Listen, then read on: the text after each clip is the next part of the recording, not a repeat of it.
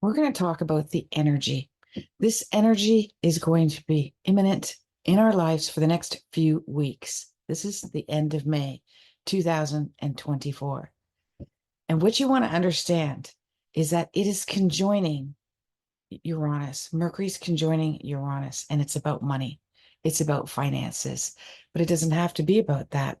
That is a lower vibration of this energy. The medium to higher vibration of this energy is self-worth.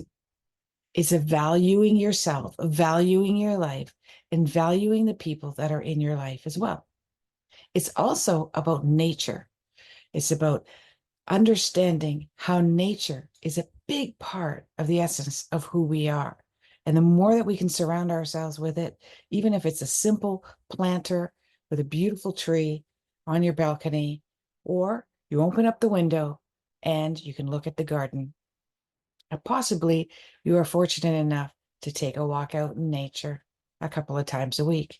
It's valuing what nature has to give you. My best inspirations, meditations, and ideas come when I go for a walk or stroll or even sit in nature.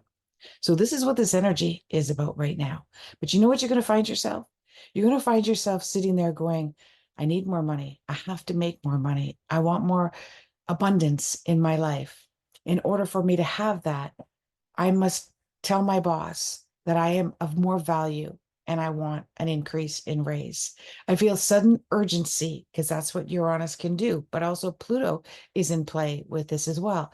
So I feel this sudden urgency to do something in order to put myself in a vibrational abundance of money. You may even find yourself getting frustrated because everything is costing more money and things require more money to run your car and run your house, to run a business. You may find yourself getting very flustered about that and thinking, I need to have more control over this. I need to be able to be in control of this. So I got to start meditating or concentrating on dream boards or action boards or affirmations. And then we'll get frustrated because it's not really working. See, this is the trick here, and this is the secret. And this one is really difficult pill to swallow. I'll tell you, it's not easy for me as well. And that is, it's not asking you to have more. It's asking you to be able to accept having less. And that doesn't mean you have to be as poor as a church mouse, begging for money on the corner and telling your bill collectors that you don't have any money. It's not about that at all. It's about taking a look at your surroundings internally and externally and saying, do I need everything that I have around me right now? And when you do meditate or have affirmations of abundance, don't make it about money. Don't make it about stuff. Make it about happiness. Make it about contentment. Because we're in a world right now that's all about conforming, and you may not even recognize it. You're being conformed to shop a certain way, to purchase in a way that we have not purchased in decades. We have been conformed into possibly what your government is telling you, or your boss, or your corporation that you work for. You feel like we're being governed by society as well. This is all around control, and it's also around kind of being told what to do. You are the boss of me. I have lost control, and this can put us in a place of lack. But you don't want to conform. You want to transform. You want to transform your limiting beliefs. You want to transform all the different parts of your personality. And what I love when I do astrological charts with my clients is I take a look at all of I can see a myriad of hundreds of different personalities in your chart. And where are they showing up? And when are they showing up? And possibly the wrong ones are showing up at the wrong place at the wrong time. And I like to be able to teach my clients how they can manipulate that. Now, manipulate sounds like a bad word, but it doesn't have to be a bad word. Manipulation means that something is malleable and that you have the choice of making that malleable. You have a choice. Now, that's your choice. See, a lot of people, a lot of historically in the self-help industry since the 1970s and 80s, when it started to become quite popular, is that they gave us the choice to understand that your choice is in your control. And therefore, if you can't choose to be happy and you can't choose to be abundant, and you can't choose to be in flow, then there's something wrong with you. That's not how it works at all. That's not what Source has told me. That's not what the universe has told me. And if you want to know about Source and has to say, and more of what the universe has to say, then you may want to buy my book, 101 Answers from the Universe, in order to check that, in order to figure that out, because it's literally 101 questions and answers I channeled from Source, Amazon, Barnes and Noble. Okay. So with that being said, if you want to understand the my rate of your personalities, you can get an $18.88 reading called the Discovery Reading at AskHollyHall.com on my website, where you can check out all my links at the bottom here. But with that being said, take a look at transforming that every situation that you're in is to transform you. There is a gold at the end of the rainbow. There is a light at the end of the tunnel, but we have to get there first. I always call it boot camp. All these lessons that we have, they're like little mini boot camps. And when we go to work out, when we change our diet, when we cut down our bills, that's hard. It's really hard at first for most of us. We don't want to go to the gym. We don't want to wake up in the morning and work out for 20 minutes to an hour. We don't feel like meditating for 10 to 15, 20 minutes a day. We don't want to eat the apple. We'd rather have the chocolate cake. But we choose every single one of those items are choices. Difficult choice, easy choice, but pay the consequences after. Difficult choice, but pay the consequences after. Really good consequences. You're going to feel good about yourself. You're going to be proud of yourself. And if you slip up, that's okay. Because you know better. You know that you made a certain choice. Own that choice. It's your choice. It really is. And you had a choice to have that chocolate cake. You had a choice to add a new bill to your roster of bills. And that's empowering. It's your choice, right? So when we honor the idea of choice, now some people may be shaking their heads and going, no, Holly, it's not my choice that the store clerk pissed me off because they were so mean and belittling and impatient. It's not my choice that my child just had an accident and broke their arm, and now we have to deal with all of that. It's not my choice that I came from a very abusive childhood. No, it isn't your choice that these happened to you. But what is your choice is how you can try to recognize that it happened for you. So this is episode 1 of 10 episodes, series of 10, in which I'm going to walk you through the power of choice. And choice sometimes is how we react throughout the day. You wake up in the morning and you have a choice. Am I going to have an intention today? Or am I going to have a reactive day? That's a choice. Now, if you have an intention to derive happiness or gratitude or pleasure from anything that's going to happen to you today, then it's a practice. It's not instantaneously.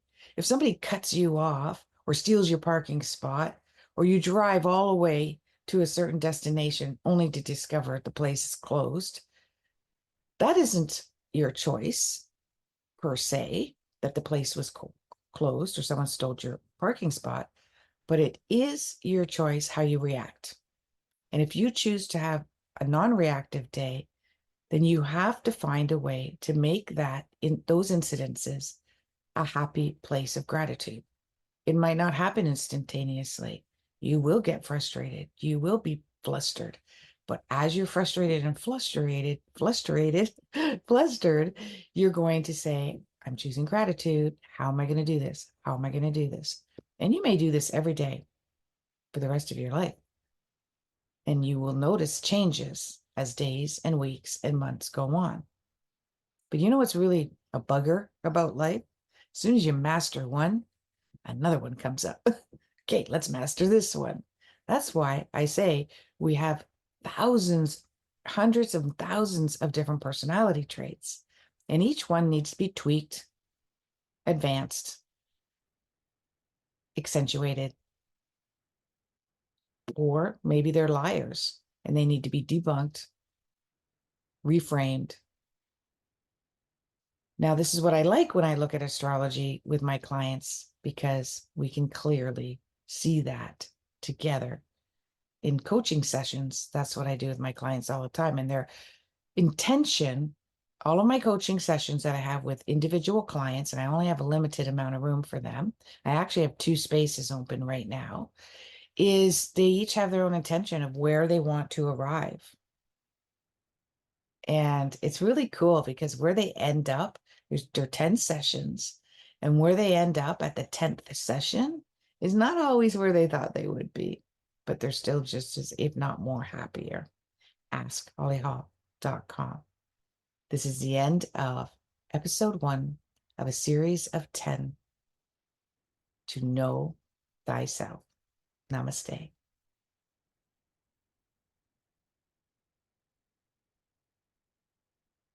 Welcome back to episode 2 of Know Thyself. Your soul's destiny is completely different than your human destiny.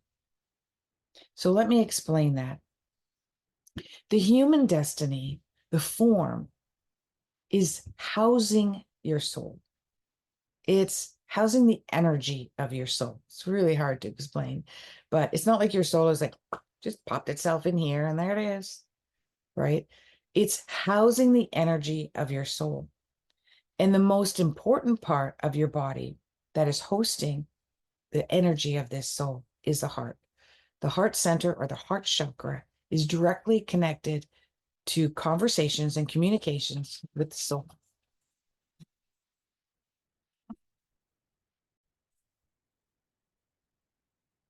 So this second episode of the series of 10, Know Thyself, we're going to focus on the heart center, the soul, the human, and the humanness of us is here in the mind. We always want to bring that into coherence. There's a great exercise you can do for 3 minutes called heart math. I'm certified in that. And heart math is a breathing exercise that's been studied in California, called the Heart Math Institute. And all you have to do is do this once, 2, 3 times a day for 3 minutes. That's it. There's another one that you can do as well, but this one I find really simple. And all you do is you breathe in for 4 seconds, and you breathe out for 4 seconds through your nose, if you can. If not, through your mouth. And you breathe with your diaphragm. And you do this for 3 minutes. Minimum 3 minutes. You can do it for 4 minutes if you want. 4 seconds out, 4 seconds in for 3 minutes. And while you're doing that, you think of something or someone that makes you happy. It could be something in the past, present, future. It could be your puppy dog. You could be looking at a beautiful piece of nature. You can think of yourself. You can think of something in the past. You can think of somebody. But when that happens, that thinking process, you feel this little flutter in your heart. You want to feel that. And then you take the thought out of your head and just concentrate on the feeling while you're breathing in and out for 3 minutes at 4 seconds in and out at a time. It's called heart math. You can take a look at the research. So with that being said, we want to keep that heart and soul and the mind, body in coherence. And we're constantly navigating and re-navigating, calibrating and recalibrating, calculating and recalculating, mapping and remapping. We're constantly doing this. It's an ebb and flow. It's just like energy. If anyone knows anything about electricity or energy, it's going like this. Goes up and down, up and down. That's how energy frequency flows.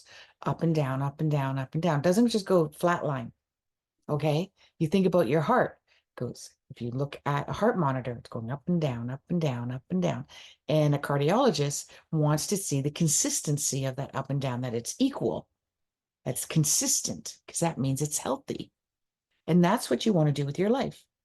You want your soul, heart, and your mind, brain to be consistent, constantly navigating the path of your life together. Now, yeah, sometimes it's going to be too much here.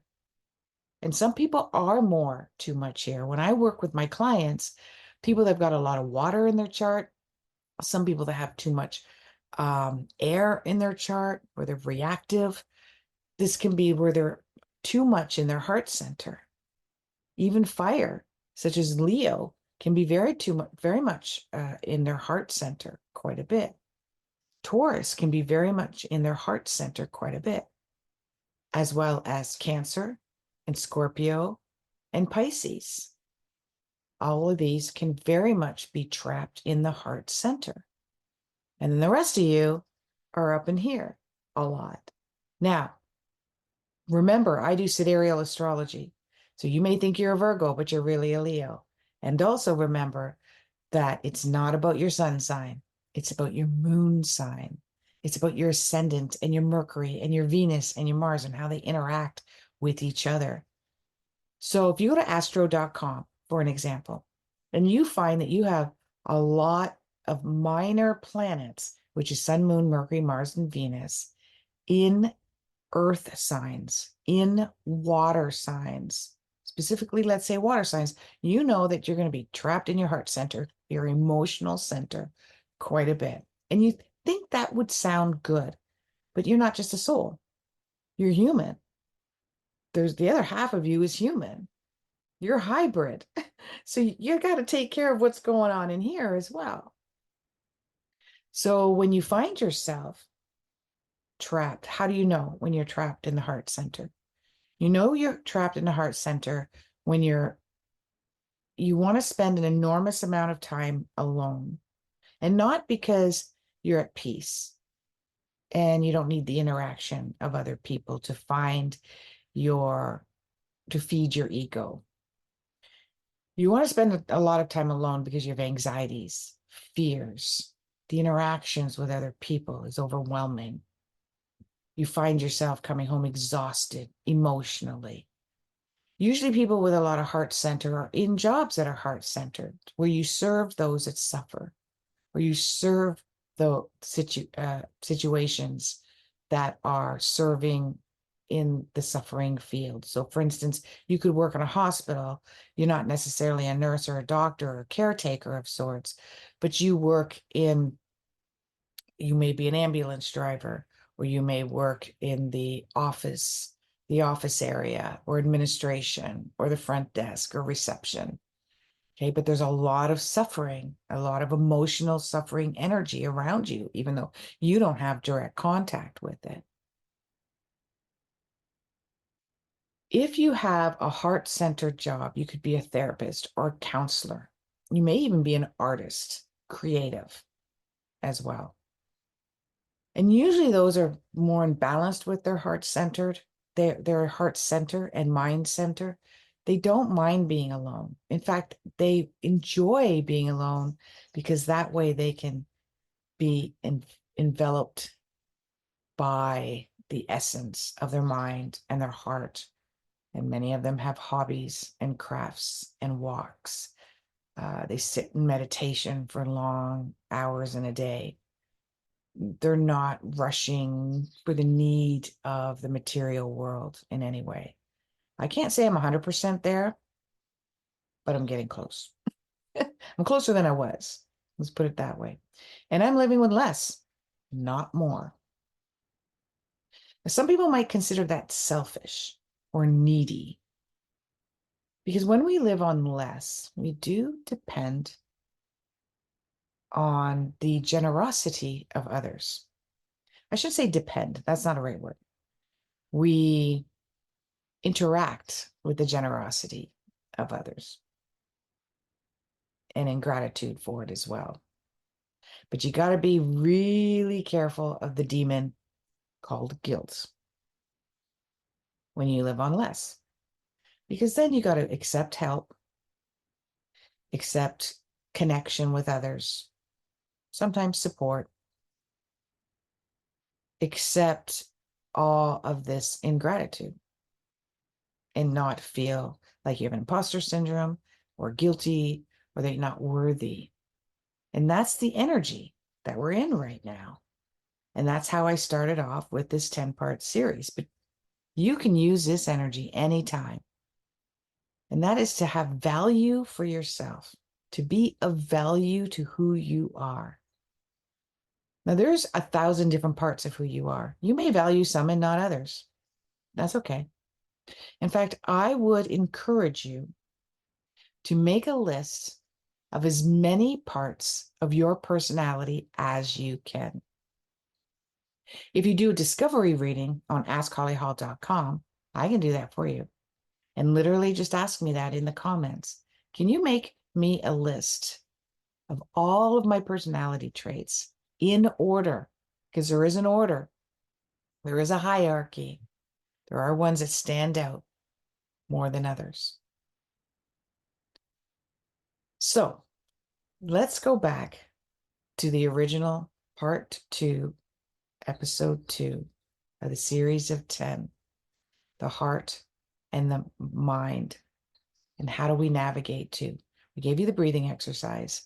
We gave you the second exercise of let's put down a list of all of your different personality traits. And if you dare, beside that list, write H or M. Is it your mind that's leading that? Or is it your heart that's leading it? Or is it both? You might put both. So for instance, I have a pet peeve.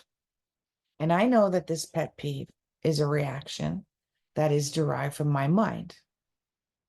And that pet peeve that's derived from my mind, I would write down what part of that, what is that pet peeve coming from? What character trait?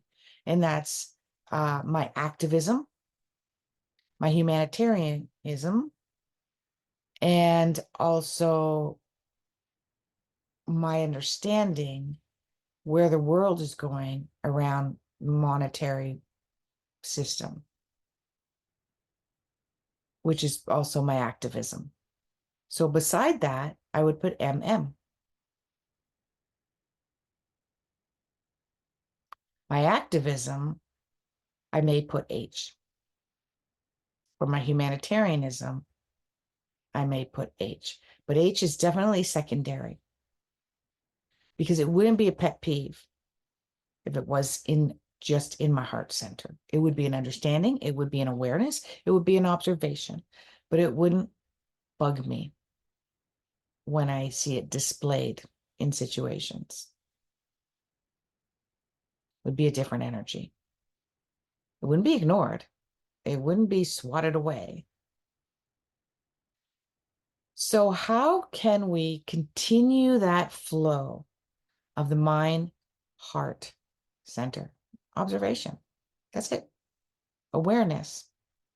When you react, when you're hurt, when you feel abandoned, when you feel lost, when you're frustrated, when you're mad, ask yourself, where is this coming from? Why am I reacting? Look at me reacting. Look at me getting all mad and angry and frustrated. That's all you have to do is observe it. It's quite fascinating in my work how I see that observation is enough. It's just enough to get the wheels rolling, turning, to create change. So you've got enough practice here. This is the end of episode 2. And in episode 3, we're going to talk about the individual heart and the individual mind. And we're also going to bring an astrological twist to this as well. We will talk about what you can do to strengthen the heart center and the two hemispheres of the mind. Because the mind, the one hemisphere, is much stronger connection to the heart than the other hemisphere. So we'll take a look at that next.